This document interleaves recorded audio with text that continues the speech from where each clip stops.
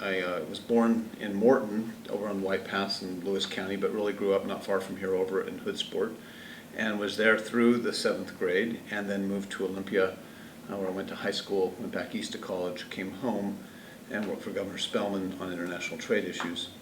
And then after Governor Spellman moved to Yakima, where I did the international trade negotiations for the apple, pear, and cherry industry, and opening up new markets around the world. And that background in the private sector and working with foreign governments and the U.S. industry, I think really helped shape how I look at governing and getting things done. And we can talk about that differences in style. What really then continued to shape my whole view on leadership and governance was the fact that in 1992, my wife and I moved to Seattle and I set up my own company. In the beginning, it was me and a phone and a fax machine in the basement, but over the last 24 years, we've grown this company to where we have 35 employees and operations in Seattle and Sacramento, and projects in about 20 to 40 countries around the world at any given time. By 2005, the company had grown to a point where I didn't need to be there every day, and I began looking at ways to get more involved in my community.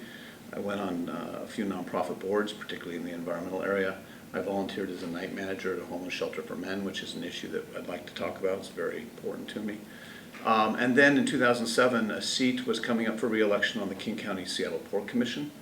And I was very concerned that the Port of Seattle was not looking ahead 10 years at some of the competitive threats that were coming at it. And I was concerned that if they didn't begin putting together a strategic plan on how they wanted to move forward over the next 10 years, that we were at risk of losing thousands of jobs to British Columbia. And so I ran and won, and during the course of my tenure on the Port of Seattle, I've worked statewide on transportation issues, on tourism issues, on workforce development, on cleaning up Puget Sound. And it was a lot of frustration at seeing what was not happening at the state that really compelled me to take a serious look at running for governor. I do look at the office of governor as I would approach my company, and if I'm looking at the issues that the next governor needs to deal with, I think there are 6. I don't know if Governor Inslee sees it the same way, but I think there are 6 issues that must be dealt with when the governor walks into that office in January. And then because of my private sector background, I mentioned I'm always looking 4 to 7 to 10 years out, and I think that there are 4 issues that do not require the immediate attention of the governor, but they are issues that a governor needs to begin thinking about in 2018, 2019, 2020. And if we want to get into sort of that list of how I see the job, I welcome the opportunity to run through it, but I know you said 2 minutes, so I'm trying to condense it. How about this? Give me just list the 6, and I'll see how many match up with what's on our list. Great. Here's the outline in my head, and you'll kind of see how I put things in an outline. The first is education. There are 3 subpoints under education. The first subpoint is McClary. And under McClary, we need to have a plan that touches on 4 points. That's equity. It is the definition of ample, or the funding amount. It's uniformity, which does not get enough attention because it's a difficult thing, but there's a constitutional obligation on uniformity, which makes it difficult when you begin to put together your own McClary plan. And then there's reform. So those 4 areas need to be part of any comprehensive education plan.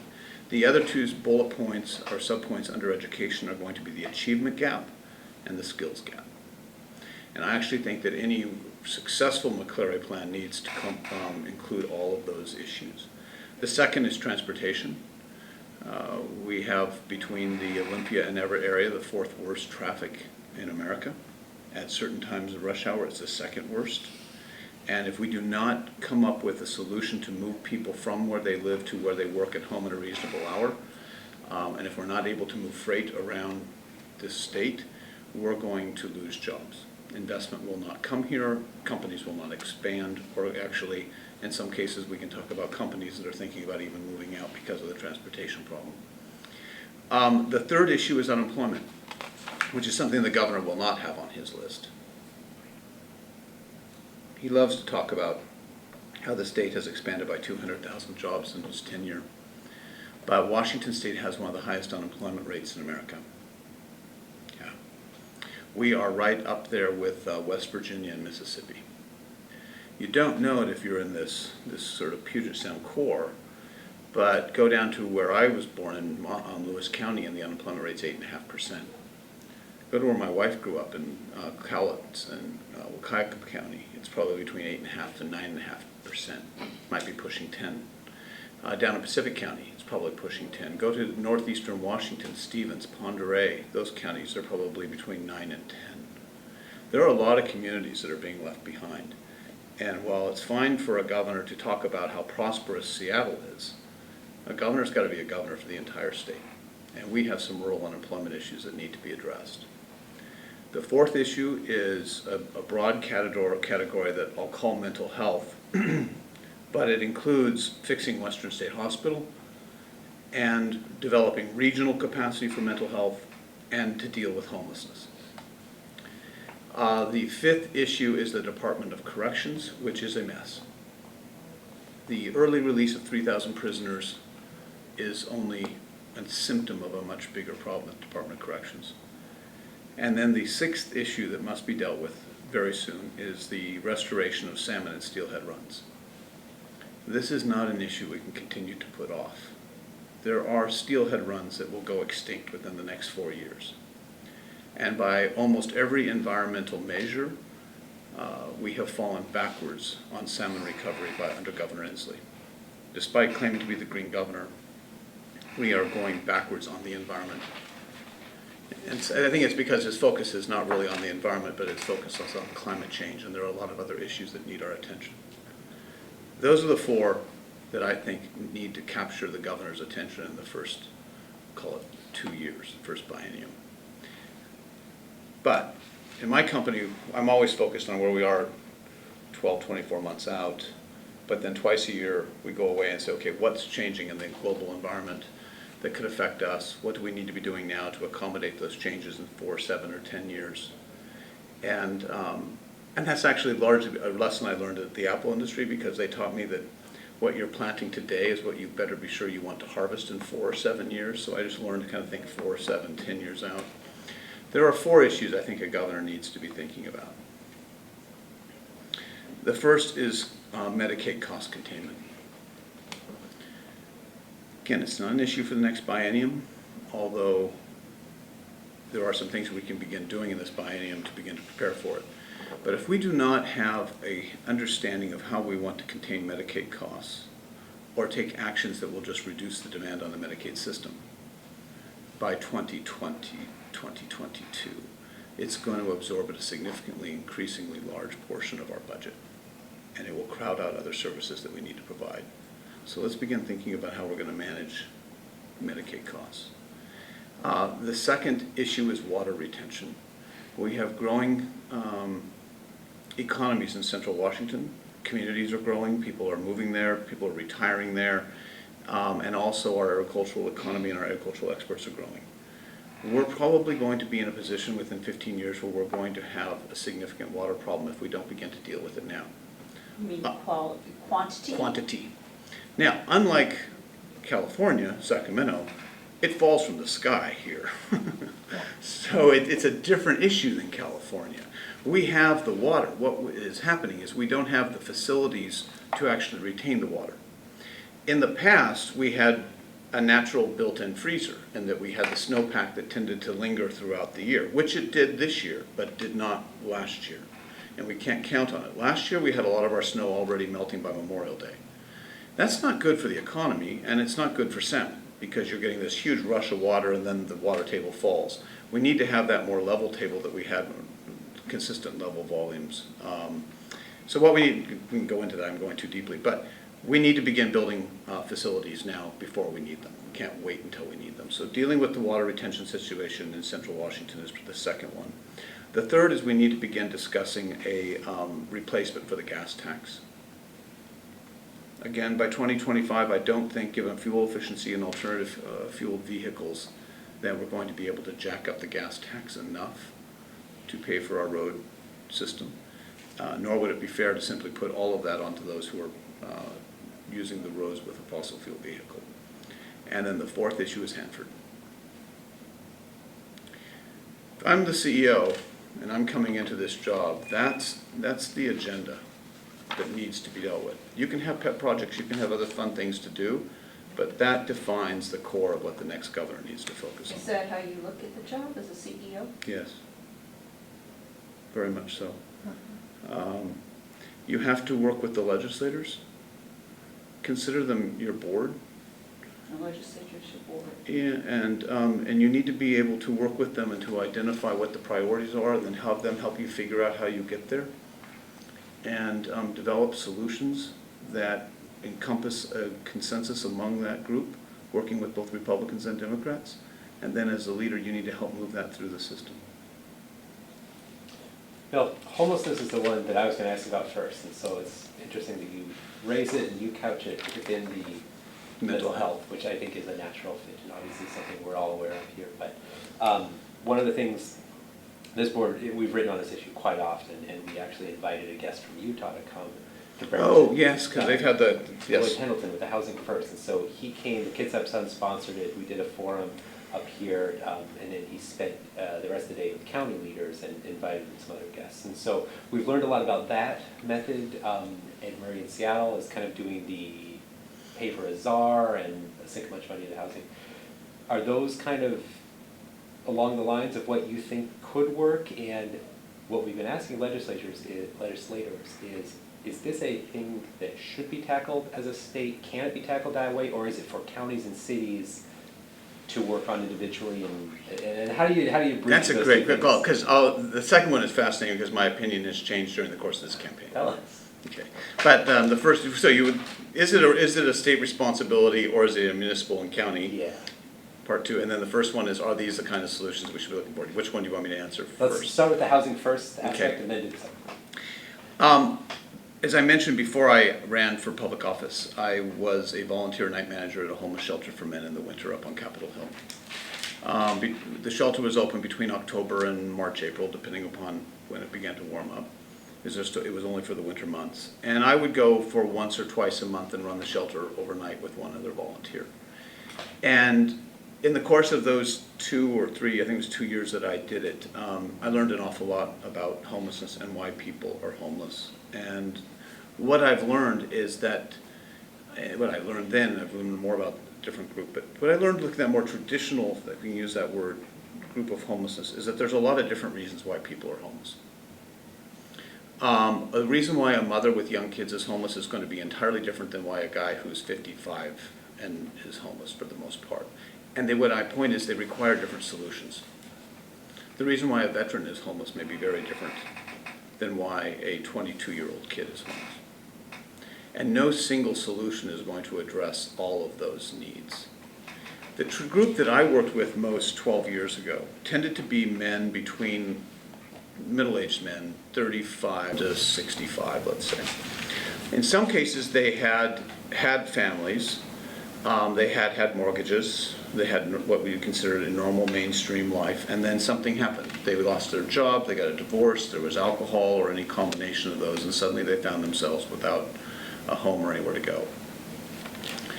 Many of those guys had jobs, and they were using the shelter system as a way to have some stability while they got first and last month's rent together and began to put their lives back together. It's very difficult to get a job, however, if you're homeless. You have to get a job where you can go to the interview and take everything you own with you, and you have to have a job where you can take everything you own with you.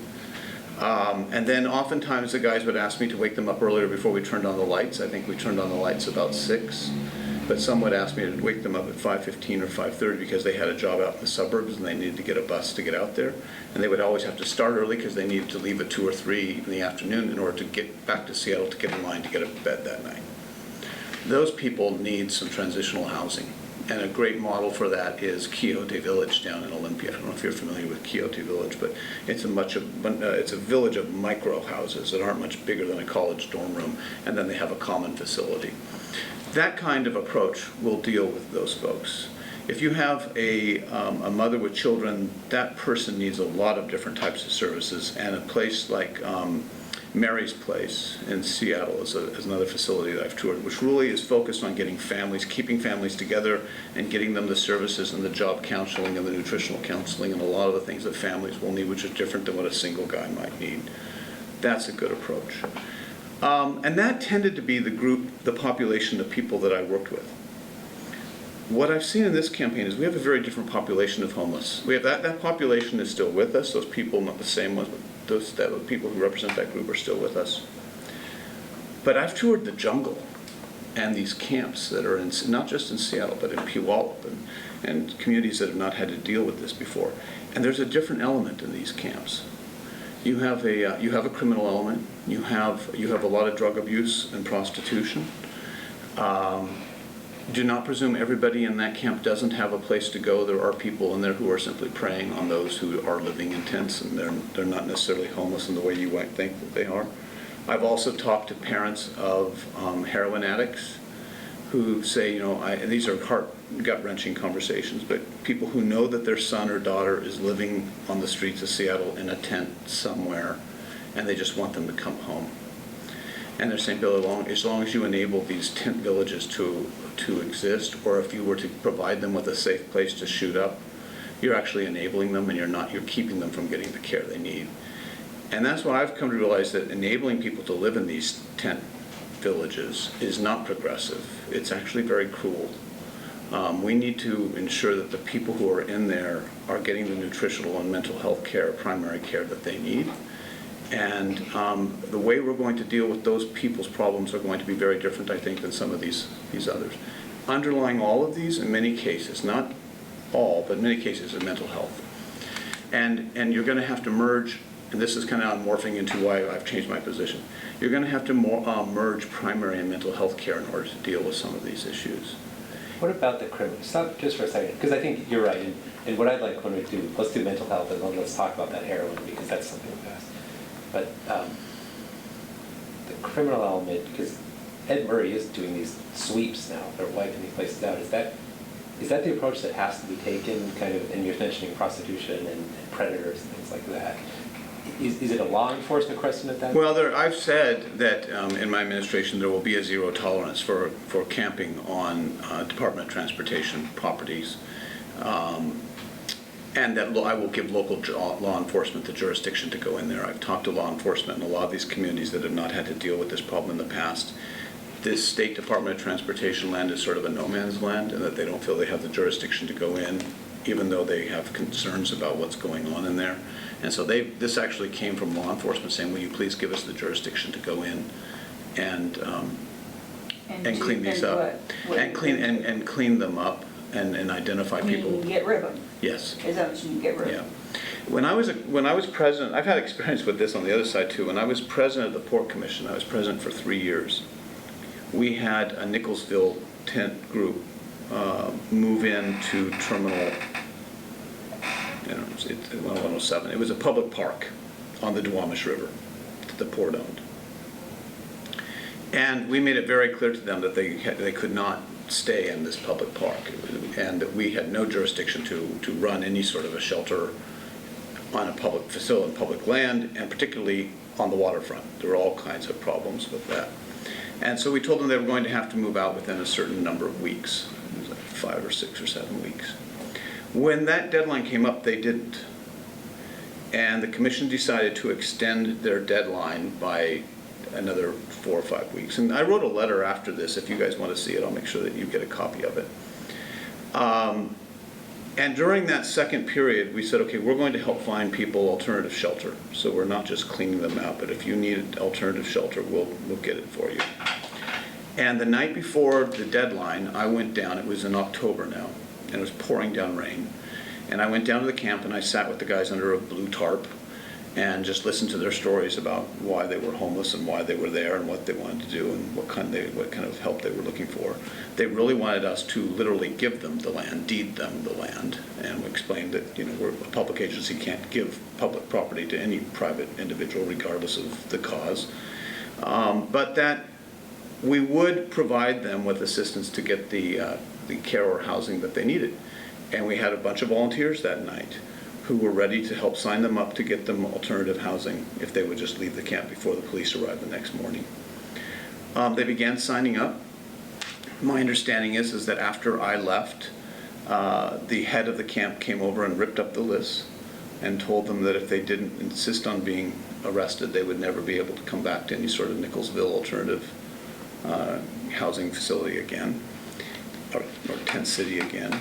And bless the hearts of the volunteers, they went back in and recreated that list again and found housing or alternative services for everybody who wanted it. So much so that by the time the police arrived the next morning, Seattle Port Police, to clean it up, there were only a handful, 5 or 6 people who insisted on being arrested. And then we went and cleaned it up. So you need to clean it up, but you need to provide people with the alternative services they need. But isn't that the question? I mean, are there the alternatives? Are there adequate, enough alternatives for all these people? You need, goes back to, we need different alternatives. Some of these people probably do need, they do need housing and temporary assistance. Some don't want to go into a shelter. That's the issue we need if we're going to deal with it. We need to admit that a lot of these people who are living in tents do not want to be in a shelter. Part of it's because of alcohol or drug rules. Part of it is they may have a pet or a dog, and that dog may be the only thing that loves them, and they're not going to leave it outside. So we're going to have to find alternative approaches to meet the needs of different people. Maybe the question then is, where's the state? Because you're So at the Olympia, because the Olympia is a great example of something that they kind of evolved from the tent cities, and then kind of, so we had Shelton over in our area thinking of a similar idea, and there've been a few things in Kitsap County, other alternatives trying to find things, Bergen House, these sorts of things. Where's the state's role here? So this is where my thinking has changed during the campaign, because I went into it thinking this was a municipal county problem. And now that I've talked to mayors and city council people all across the state, and cities that have not had to deal with this before, Puyallup, Auburn, Federal Way, Moses Lake, Walla Walla, Spokane, Vancouver, Longview. What they're telling me is, Bill, unless we have some gubernatorial leadership and we begin to coordinate state programs and leverage state dollars with local dollars, then we're simply going to be moving the problem around. That was the Utah story, right? And that right now there is no coordination. You have some homeless programs running out, assistance programs, mental health programs out of the Department of Social and Health Services. A lot of the homeless programs are run out of the Department of Commerce. Department of Commerce, as opposed to fixing DSHS, we'll just put them in Commerce. You need to have a governor who's going to actually roll up his or her sleeves and say, okay, what is our objective here? What's the objective of these homeless programs? Is it to provide services in an emergency basis so that no one's sleeping on the streets? Or is our objective to eliminate homelessness in the next 15 years? Because if it's the latter, we might do different things than if we're simply going to provide emergency services. Or do we need, probably, this is the answer, you're going to have to provide those emergency services as a bridge, but let's make sure that we're not simply providing emergency services or doing anything which enables that, but instead, let's be providing services to people that will actually help them find some permanence and get help. The challenging is the group that I worked with pretty much wanted help. A lot of the folks, if you go to the tent cities, do not want help. Or they're not in a position to make that good choice. They might tell you that they're fine, they just want to live in the tent. But if you're living outside in a tent, you're not getting a lot of sleep. You're not getting good nutrition for the most part. And as I've been talking to homeless advocates, they're saying, Bill, if you don't have mental health problems when you go in there, you will after living there for several months. So it's not fair to have them say that they don't want help. They might say that, but we need to get them the primary, the nutritional, and the mental health care. They need to make better decisions. Is the state's, and I'm leading a little bit with this question, I apologize if I go off the wrong way. You put homelessness on your list underneath mental health. Is the financial commitment from the state, should that be on the mental health piece then?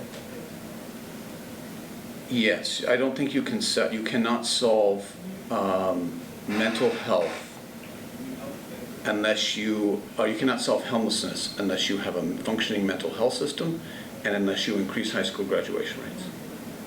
This is where education and mental health and containment of Medicaid costs, which is in that list of 4, begin to merge. If you want to contain Medicaid costs in the out years, we need to be increasing our high school graduation rates right now, and we need to be funding our mental health system. Maybe the reason I ask is, I think naturally there are always going to be the local programs and the state programs. But they should be coordinated. Yeah, clearly that's and they should have common objectives so they're not working in different ways. Yeah, Seattle, they pass their taxes to build housing. We passed the tax over here to focus on mental health funding and some crisis care like that. If the state is going to put money after something, where's the best place, in your opinion? You need to coordinate those. And to provide housing and not provide the mental health might not give people the support they need to stay in that housing. But to give them mental health services without providing them with a safe, secure place to stay is not going to get them well either. The state can actually, I think, be the catalyst for to merging those and making sure that we have programs that are coordinating and not contradictory. And this is what I'm hearing from county council people around the state, is that they're saying, Bill, we need some leadership from the governor's office that will help coordinate the programs, and so you leverage state dollars to make sure that they're meeting specific long-term objectives, which is both housing and mental health together. And they're also saying there are a lot of good programs around the state that are working, but there's not a good communications network between county commissioners and cities and mayors and homeless advocates on what is and isn't working. That what they're saying is, and that's why I've said during the transition, I'm going to pull these people together and law enforcement so that we can begin identifying programs that are integrating primary and mental health and housing and figure out how we can best scale them up. And Bill, I absolutely agree that you need to take a holistic approach to treatment, and that does include mental health, physical health, but it also includes substance abuse. So it's what I call behavioral. I think it's behavioral science is the new. It's behavioral, mental, and primary. Because the majority, in fact, close to 60%, is what I understand in Washington State, suffer from both a mental illness and a substance abuse problem because they self-medicate. And which one came first? You know, that's an argument too. So I just wanted to know if that's what you were looking at. Is that definitely, yeah, including the substance abuse as well? What I'm hearing to deal with, and this is talking to healthcare providers and homeless advocates and county commissioners and law enforcement across the state does not want their jails to become homeless shelters or mental health clinics. They don't want to be put in that position either. What they're saying, and in order to deal with this homeless situation, to give people the care they need, and although they're not saying that, but it's critical to containing Medicaid costs in the out years, is that we need to begin figuring out how to provide mental health, primary health, and behavioral health care in a non-emergency room setting. Kitsap County. So that if you've got somebody who's homeless, who comes in or is on Medicaid, and comes into an emergency room for a ear infection. Now, the hospital administrator is saying if we could deal with that situation in a non-emergency room setting, we could already cut our costs between 17 and 20%. But we're dealing with it in an emergency room setting. And the doctor looks at the patient and provides them with a prescription to deal with the ear infection, which might or might not get taken as prescribed, because if you don't own a cell phone or a watch, and you don't really know when to be taking your medication. But the doctor realizes that there's an underlying either behavioral drug addiction issue here or a mental health issue.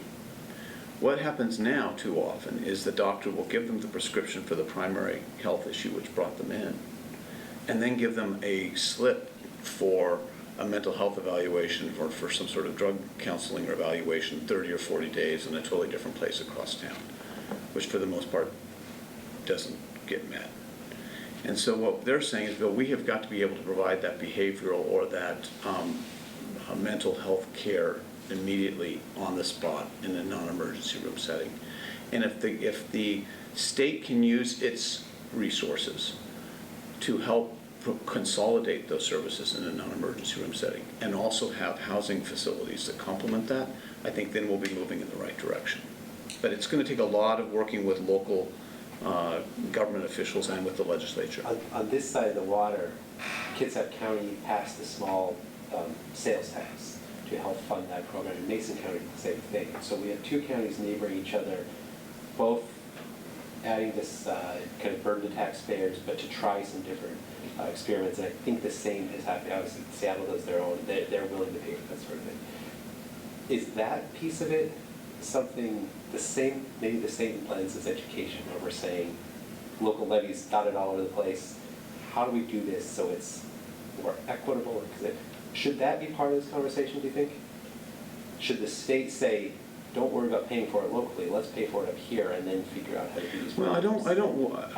I appreciate what you're saying. I don't want to remove the local from it, because I think then you will have people in Olympia trying to figure out how to solve the problem in Kitsap County. Sure, that's. And just from my experience with homelessness, you've got, two broad different categories of populations, the more traditional and this newer one. But within them, there's a lot of different subsets. Mr. Washington's a whole different, yeah. Yeah, so I think that you need to have the flexibility to let cities and counties focus resources where they believe it's going to have the biggest impact, but let's put this under an umbrella. And it's going to have to be flexible to have different approaches for different populations. I've talked to some shelters. I visited and talked to them in Eastern Washington, where they're very concerned about the housing first approach. That they think it's going to become the new sexy fad, and that state funds are going to be tied. They don't know if this is happening, there is concern that it might. That state funds will then be tied to the fact that if you want to qualify for state funds, you have to have housing first. And they're like, that's not how our shelter's set up. And as somebody who volunteered in a shelter, I'd be very concerned about running a shelter overnight if there were people who were using alcohol or drugs in that shelter.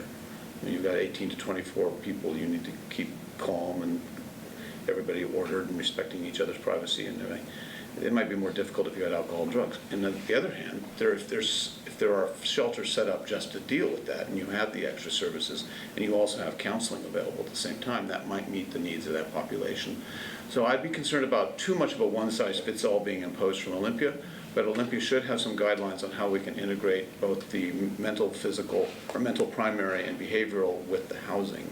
I'm wondering about the resources for all of this, because it sounds like you would need a lot of additional resources if you're going to try and address this in a more integrated manner, without it being an emergency basis. What are your thoughts on that? My concern, I'm not going to disagree, but my concern is we don't have a good handle on how we're spending money now. If you have the same conversation with the governor, he's going to present you with an 8.5 by 11 sheet of paper of all the new programs to deal with homelessness, and he'll point out that we have doubled the amount of money we're spending on homelessness under his administration. To me, that's almost an indictment, because if we have doubled the amount that we're spending and homelessness has only increased, then we're not doing something right. Now, it could be we're not spending enough, but before I jump there, I would want to make sure that how we're spending the current funds are actually being used in a way that help people. And I want to measure our success not by how much money I'm spending, but how many people we help lift off the streets. So the first thing we need to do is go look at every program that is receiving state funds and ask them, what's your objective? How do you measure your success? If you're successful, what will look different in 4 or 7 years? And are you not meeting the level of success that you would like because you don't have enough funds? Or is it because you're actually spending money in a way that's not meeting the needs of the people or the population that you're trying to serve? And if that's the case, let's figure out how to fix that. That evaluation of all of those programs hasn't occurred. And before we go back to the people of Washington State and say we need more funds, we need to make sure we're spending it in the right ways, because we're spending a lot of money. I'm going to shift gears just because Can I throw in one little partisan thing, though? What's that? Can I throw in one little partisan Sure, one? sure. Finish it up, because then we can talk education. I can make the argument it will take a Republican to solve this problem.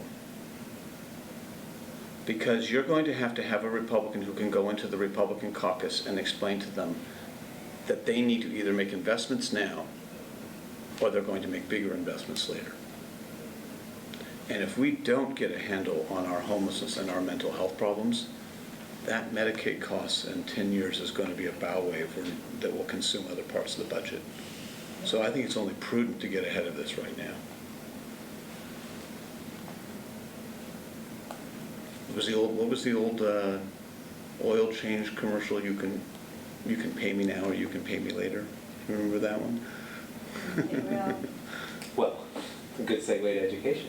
Yeah. People make that argument. And we are ranked right now 50th in providing mental health care to adults.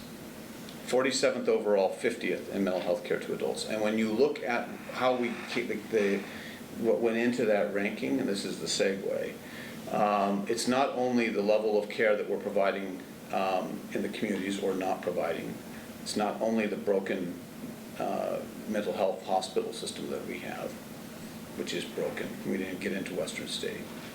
But it's also our high school dropout rate and the homeless population. So we spent most of this conversation talking about a most important issue. I mean, there's no question about this. But we haven't even talked about the real important issue as far as the Supreme Court is concerned, the McCleary decision, and where does the money come from? If we're $5 billion short, Well, I don't know that you are. well, there's, who knows? We don't know, but those are the numbers, that all we can go by is to read what we, in the Yeah. paper or the TV. How do we get to the McCleary decision when this mental health issue is overwhelming to begin with? The original McCleary decision was not about how much money we're spending. It was about equity. And the heart of McCleary is equity. We have a situation now where the quality of education you get too often depends upon what school district you go to. And that if you go to a wealthy school district, you're likely to have access to programs that kids in more rural or economically disadvantaged districts don't have. And that's not only unconstitutional, it's morally wrong. The original intent of McCleary was to provide a situation where the school districts were not dependent upon levy money for basic education, and that the state would assume that responsibility and fund basic education equitably. It was in the second McCleary decision that the Supreme Court began to reach out and talk about how much money they should be spending for teachers or for non-education teaching positions. There's no teacher money out of special levies. Oh yeah, there are. It's That's the point. unconstitutional. But it's being done. That's the problem. So the first thing you have to do is you have to provide a way to perform some uniformity. Right now in North Kitsap, for example, they are not able to provide, given their local levy assessments, a package for teachers that Everett can provide. Or even another situation would be where they're close are cities within the Tri-Cities, or the differences between Eatonville and Puyallup. So it's the equity that we've got to figure out, and how do we fund education equitably? It's also not that kids or parents in rural or economically disadvantaged communities aren't willing to pass levies. If you go down to Pacific County, for example, there are school districts where they probably have agreed to levy themselves over $4 per thousand in order to provide kids with an education. But So Bill, called it is- 4 per thousand. 4 per thousand Right. doesn't provide you the same amount as $1.20 per thousand on Merce Riley. Right, we know that. I mean, we see that right here in Kitsap. There's stark differences, but what's the solution? What's So the the governor's first- job? Maybe that's- Oh, the governor's job is to put together a plan and sell it to the legislature and work it through. What's your plan look like? I know neither candidate has really released one. No, well, he doesn't have one. That was an issue during the last debate. I don't know if you saw the last debate, but Most I pointed out that he criticized Rob McKenna 4 years ago for Rob McKenna had a plan. He took out TV ads attacking it, even though he had no plan of his own. And 4 years later, he still has no plan. He will talk about this committee he put together in the last legislative session. I pointed out to him, Governor, that committee has met 5 times. How many have you made? How many of those meetings have you attended? And he just stared at me. Half of one. He's not even engaged. Here's the deal. Rob McKenna had a plan. It was largely based on Ross Hunter's plan. And it was what was called the levy swap. And that levy money would go to Olympia and then it would be returned to the school districts in a more equitable way. Talking to school administrators across the state, there's a lot of concern about that, even from those school districts that will be net beneficiaries, because no one really is convinced that they're going to take their money and send it to Olympia and that it will ever come back. So the governor will say that's off the table. He has to because he attacked it during the last campaign and TV commercials. But for a lot of legislators, it's not off the table. There are different hybrids of that, and they're still kind of talking about it. I've been working with a lot of education reformers around the state and even talking to legislators about a different alternative model, which is based on the Massachusetts model. The Massachusetts model has a uniform levy rate across the state so that everybody, whether it's a rich or poor districts, pays the same percent or dollar amount per thousand. The legislature then identifies how much it wants to provide for every child. Right now in Washington State, we're providing about $12,000 per student, which is slightly above the national average. Let's just use that number. Let's say that the legislature wanted to provide $12,000 for every student. The local school district would raise whatever it raises based on the uniform rate, and then the state would backfill.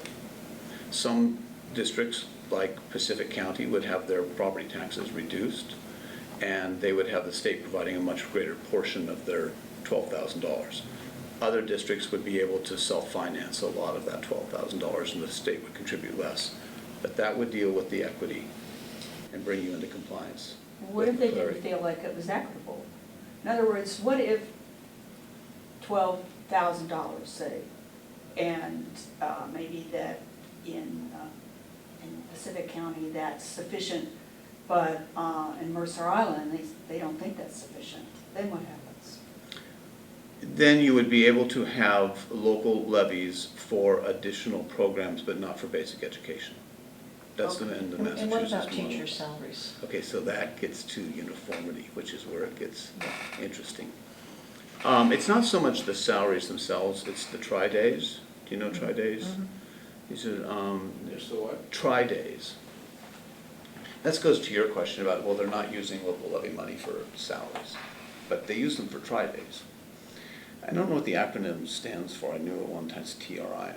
These are tri-days are days that the district will pay a teacher beyond the normal school year. And they are supposed to be doing certain activities, but in a sense it's part of a bonus package. And some districts in Kitsap might only be able to provide a handful of days, whereas I think Everett provides dozens of days. And it creates a situation where you have inequitable teacher salaries. Now, we can talk about, the Constitution requires some uniformity. I do think we're going to have to provide some bonuses for teachers to go into certain neighborhoods, whether it's a area where it's hard to keep teachers on a consistent basis, or it's a very rural neighborhood where teachers might not want to be attracted to. There are different uses. School districts that are being sued. But we do need to provide for more uniformity. The problem is, if you have some schools that are up here in their teacher salaries and you have others down here, you're not going to lower these. I mean, short of rebellion. No, what happens is they move, the teachers move. No, I mean, but for the time, under a solution, you're not going to be able to lower these. You're not going to take anybody's salary back. So that's why McCleary is not going to be a one biennium solution. If you want to deal with uniformity, you're going to have to phase in our compliance with these constitutional obligations. It's not, and this is where kind of going back to you, where are we going to find $6 billion? It's more complicated than just saying, okay, we've found another $2 billion and we can check this box and we're in compliance now and we're going to move on. You can do that, but you're really, number one, not going to be meeting the needs of the kids in the 21st century, and I doubt that you're really going to be totally in compliance. Well, the Supreme Court will figure that out. And I think that if you are honest with people, coming into compliance with McCleary and providing an equitable, ample, and uniform system is going to require multiple years. I think in the 2017 session we need to deal with the issue of equity. Let's put together a long-term sustainable funding mechanism that will more equitably fund education across the state. The next thing is ample. So what's ample? We're already spending about $12,000 per student. Some school districts are spending much more, others have less to spend. If we deal with the equity in a way that I want, every student will have more of the same amount being spent on them. We'll have add-ons for English language learners, special needs, high poverty areas. We'll have a more equitable system. But then how much do we want to spend on education? And this is where I think McCleary is not a problem. McCleary is an excellent, incredible opportunity for all of us. It gives us the chance to step back and ask ourselves, what does a public school system look like in the 21st century? And before you know how much more money you need, figure out what kind of a 21st century public school system you want, and then figure out how much it's going to cost to build that. And I'll tell you, it's not purely a function of the amount that you're spending, it's how you spend it. I remember in one briefing on McCleary, I was sitting down with my policy team as we're trying to put together a plan we could begin talking to some legislators about and other staff people about. And so I had this chart, and on this axis going down, I had every school district in the entire state. It's a huge deal. And across the top, we had the number of students in the school district, the property value for the school district, the levy rate, the amount that that generated in total, the amount that generated per student, the state contribution, add-ons for English language learners, special needs, high poverty, free and reduced lunch, the federal contribution, total amount per student. Then we had achievement. We had 3rd grade reading, 11th grade math, I think, and definitely high school graduation rates. And I remember looking at one district where they had substantially less than the national average or the state average. I think it was like $9,000 or $10,000 available for a student, but they had a 92% graduation rate. Now, our graduation rate in Washington State is between 20 and 25% of our 9th graders will not graduate from high school, and we accept that. And yet here, you had only 8% not graduating. You had 92% graduation rate. So I want to go there. I want to see what they're doing. It was Granger in the lower Yakima Valley. And what I saw is you had a superintendent who identified with the students. There was a Latino a superintendent of color who worked with the students and worked with the families. There were programs to get the families involved in the school and help them understand how they could be a part of their kids' education. And they had a very robust career and technical education program, so that high school was relevant to what kids wanted to do after they graduated. And not just your traditional, what we'd think of as shop classes, but they had paramedical classes. They had pre-legal programs for kids who wanted to go into both law enforcement or practice law. They had robotics and engineering. And I remember talking to this one young lady, she was a junior, and she told me that she had been thinking about dropping out, that most of her friends had dropped out, and some had gotten pregnant. But she had stuck in school in order to take this paramedical program. And in there you had kids who wanted to be like EMTs and doctors and everything all together. She just wanted to get enough information to be able to work in a doctor's office or a dentist's office. And she told me that because of that class, she's now applied to Heritage College and she wants to go on to medical school. You know, I know we don't have much time, and I'm worried that we're not going to get to. I wanted to. You come from a background where you deal a lot with transportation issues, and you said a couple things about the need to replace the gas tax. Eventually, not right now. Right, We need to begin thinking and about the it. problems with transportation. I wonder if you could talk about that a little bit in terms of taxes and how we tax things in this state. I think we come across apparently as a fairly regressive state. Do you want to say anything either about that in terms of transportation or more generally? Well, in transportation, we have constitutional protections on the gas tax, so it can only go for highway and Right. roads programs. And it has been sufficient in the past to build this system that we've got. But we're now having trouble maintaining it. We have probably about 20% of our highways that are moving towards structural deterioration. We have over 100 bridges. This most recent package will help begin to move us in the right direction, but it's not going to be enough in and of itself. In the last year and a half of Governor Gregoire's administration, she pulled together about 20 of us to put together an outline for a new transportation package, regardless of whether Mr. McKenna or Mr. Inslee were elected.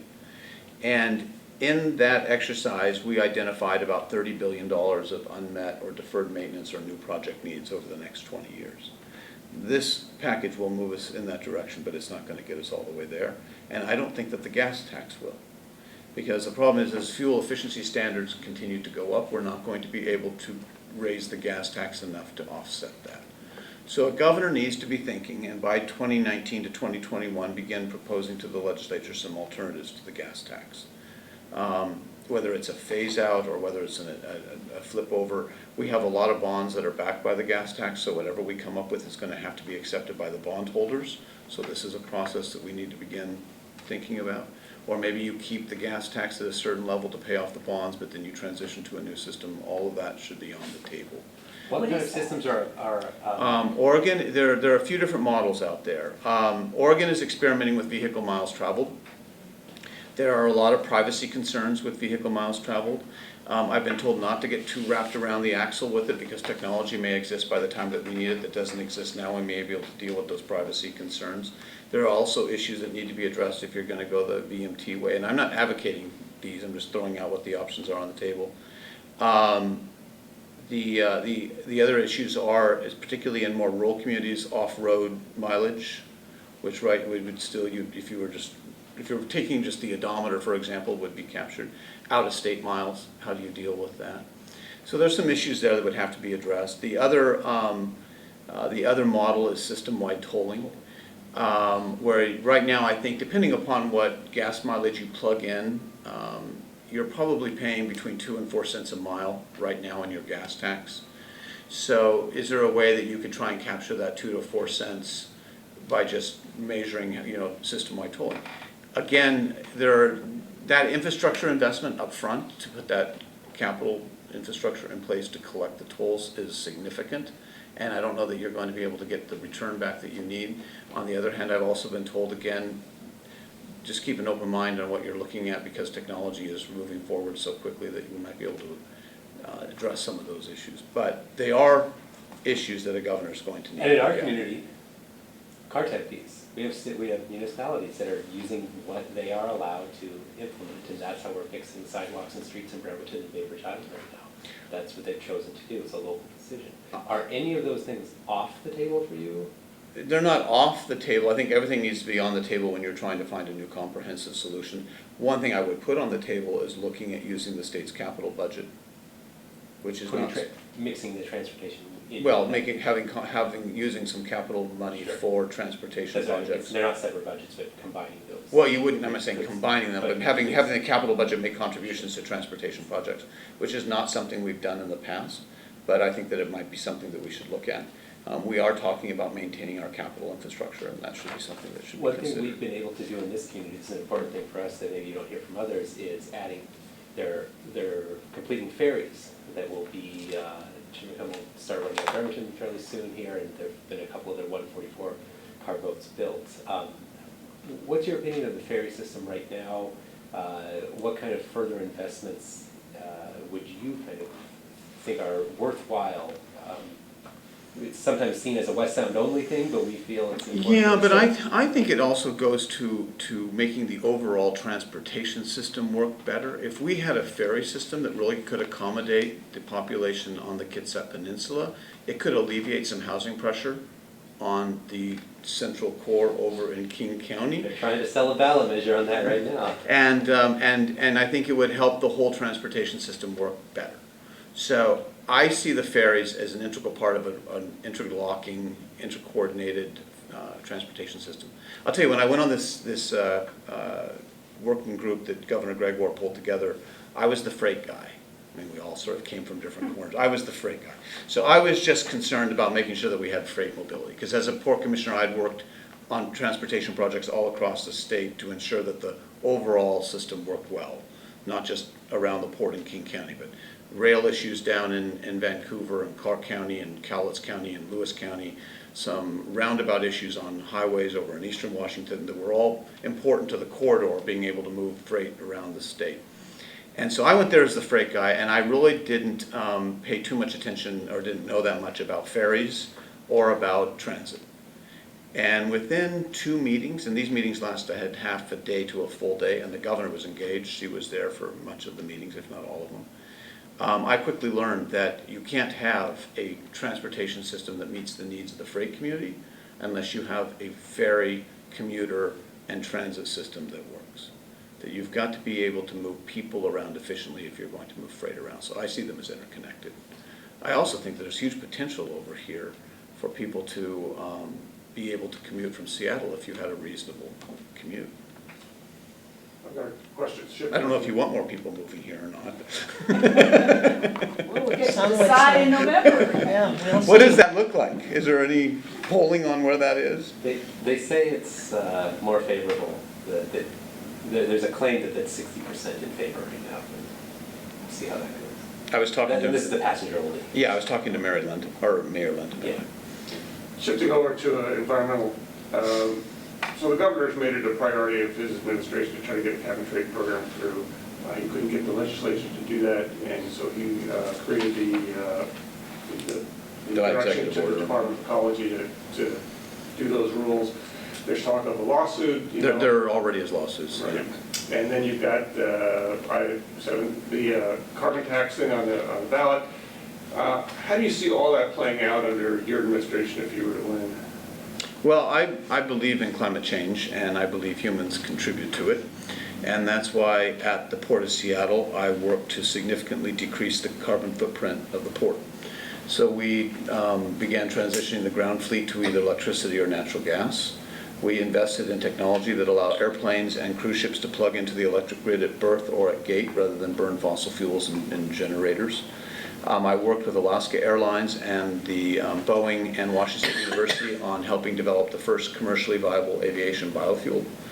And the port was probably the first airport in North America to set up a greenhouse gas emissions inventory, so we knew whenever we were doing a new project whether it was moving us forwards or backwards. All of those were tangible efforts, and I also, along with Commissioner Tarleton and now State Representative Tarleton, worked on a project to significantly reduce carbon emissions and air pollution from the drayage trucks. All of those significantly reduced air pollution and carbon emissions at the port, and they did it in a way that actually ended up increasing the efficiency of the operation, reducing our carbon footprint, and either supporting or generating family wage jobs. My concern with the governor's proposals is that they are going to drive up the cost of gasoline by his own numbers, probably another nickel in the next few years and more later. It will drive up the cost of heating fuel. In talking to companies that are thinking about locating here, the regulatory uncertainty is such that they cannot justify that long-term investment, and so they'll look at other states. Other states are considering possibly either expanding new operations in other states or just moving out. So what you've got is a situation which will drive up the costs, could cost us middle-class jobs, and will not improve the environment one bit. It will not move the needle. We are right now on track to meet our 2020 goals. This is something the governor doesn't tell you. Without any of his schemes, without any of his taxes, we are on track right now to meet our 2020 carbon emission goals. When we set them, we were at about 101 million metric tons. We are now at 91 million metric tons, and the goal is 88. And the line shows that if we continue just doing what we're doing, we'll continue to fall. It's because other companies are doing what the Port of Seattle did. They're shifting to hydro, they're shifting to natural gas, they're making these changes that without any punitive taxes. It increases the efficiency of their operation. So the governor is trying to set up a national model, but I'm afraid he wants to have a national model he can take credit for, but he's doing it on the backs of the working poor and middle class. We're getting really close, but you mentioned earlier the importance of salmon recovery. Yeah, it's huge. We don't have much time. Tell me why you said that. Let's end on this. Well, there are two issues. One, the governor has to deal with this because we have another federal court order, particularly as it involves culverts. The state is challenging it. Do you guys know who Billy Frank is? Of course, okay, yeah. so Billy was sort of a We report mentor. on this quite a bit. Okay, so Billy was sort of a mentor of mine. He cut my TV commercials for my re-election campaign, at least on this issue, a mentor, and I would always refer to him. I was on the Puget Sound Ecosystems Board. Of course, Billy was on the Leadership Council. And the last time we had a real substantive conversation, I mean, it was in 2011, a few years before he died, but that was the last time we really talked for a while, as opposed to just saying hi. And we talked about culverts. And I was saying, Bill, how do we fund this, given all of the pressures on the state? And he said, well, Bill, the stakes are too high to compromise, but you don't want to spend the next decade in litigation. So figure out what you can do and start moving forward rather than spending 10 years fighting. It was very pragmatic, and it really had I think his pragmatism really had a real impact upon me. We have to start moving forward. We have fallen backwards under Governor Inslee, and that's not me, that's the Northwest Indian Fisheries Commission report saying that by almost every environmental measure we have fallen backwards. I was at the Lilywop hatchery a week ago. Lilywop is a hatchery for steelhead that is funded by Long Live the Kings. It's a privately funded hatchery. And it's actually right where I went to Cub Scouts and built forts along the Lilywop Creek. And I was there, and you had summer chum coming back up the creek. It was really cool to see, but not in the numbers that I remember as a Cub Scout. And then I was talking to one of the hatchery managers about how much time do we have to restore these steelhead runs on the Hamma Hamma and the Duckbush. And she said, well, it depends on the run and where, but some of these runs will be extinct in 4 years. And how long? 4. We don't have time for another governor who is just not a priority. And it's not that he's against it, it's just not a priority for him, What and is it the needs to be. Maybe the culvert issue. Well, the culvert's just a subset. We are of the having issue. those built here. We have very many, quite a few brand new ones. If you drive out of town, you'll hit another see. one going there now. So I feel we seem like we are doing. You need 3 things to happen, and they all have to, kind of sounds like homelessness, but you can't do one of the 3 without having them coordinated. And this is where the state needs to help coordinate too. You have to have, and this is where I think, this is where you need gubernatorial leadership, and governors don't do this because it is a minefield. If you want to be reelected, you don't wade into this swamp. On the other hand, I have a company, and I'm going down there to, my primary priority is education. And I want to fix an education system, and if that means that I'm going to be making some decisions that tick some people off and I don't get reelected, then as long as I fixed education, I'll feel good about it and I'll go back to work. I'm not going to make decisions based on getting reelected. Same with steelhead. We have 4 years. We need to move forward. So we need to, in my mind, it's sort of 3 H's. The first is habitat, and under that is culverts. So we need to be investing in culvert repair where you're actually going to have the biggest impact for restoration of habitat. And there's other habitat we need to. I was one of the founders of the Nisqually River Foundation, which is a foundation that protects the Nisqually watershed from the glacier all the way to the delta. The original plan was Dan Evans's in his 3rd term, and it kind of limped along, and then about 15 years ago, some of us got together and resurrected the Evans plan and put together this foundation to work with the Land Trust and the tribe and the Fish and Wildlife, and we're now implementing a 50-year plan to protect that. If you notice, we took the dikes down. I'm using very loosely, it was Fish and Wildlife and the Land Trust, but when you drive on I-5 and you look off to the Puget Sound side of the road, if you noticed how the salt water comes all the way in, we restored that delta. When that occurred, we were told, it'll take a few years for the salmon to figure it out. The salmon came back right away. And that's why it also, but you compare that with also what's going on in the Elwha, it's helped me understand that we can do a lot of little mitigation projects all over the place, and some of those are important if they're in critical areas, but also doing large-scale restoration has an immediate impact. So habitat's got to be part of it. The second is hatcheries. We need to have 21st century hatcheries, and they need to be funded, and we need to release increasing level populations of fish not on top of wild runs. So the timing of the release is really important. And then where you really will not make any friends is you need a governor who will pull together the sports, the commercial, and the sovereign tribes and figure out a 10-year harvest policy. Now, the harvest from year to year is going to depend upon the runs and the population, but let's begin to talk about what does a 10-year harvest plan look like in order to not allow any of these to go extinct, but to actually restore the runs. What is the Puget Sound partnership missing out on among those 4? Are they an effective agency or no? And the little lights on. I think the Puget Sound Partners, I was on the Ecosystems Board. I think it's trying to do an awful lot with few resources. And I think that it's an agency in need of some prioritization. Any of those things that you just mentioned that you think they could put more emphasis on? They're working on habitat, and they work with the different counties in different ways. What I think we lack is an overall state structure.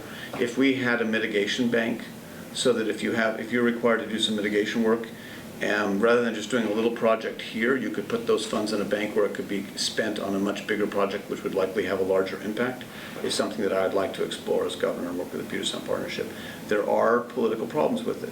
Do people in Kitsap County want to have their money spent in Mason County, even though it'll have a bigger impact on Mason? But if our objective is to restore fish runs, we should invest those funds where it's going to have the biggest impact. We did spend a good amount of time. That's interesting stuff. We probably didn't touch every single topic, but we got the ones that I think the priorities we have that we've been able to ask, we did get to those. I felt good about that. But I'll give you one last shot. Voter walks up to you on the street and says, Bill, why should I vote for you? If you care about having an education system that meets the needs of every kid, then you should vote for Bill Bryant. Like I said, I grew up in a rural school district. I just visited the Hood Canal School District about a week and a half ago and talked to the kids there. And I want to make sure that every one of those kids, and every kid, whether they're in rural Eastern Washington or rural Washington, Western Washington, has an equal chance to get ahead. And that's the primary reason I'm running. And I will spend political capital to make it happen.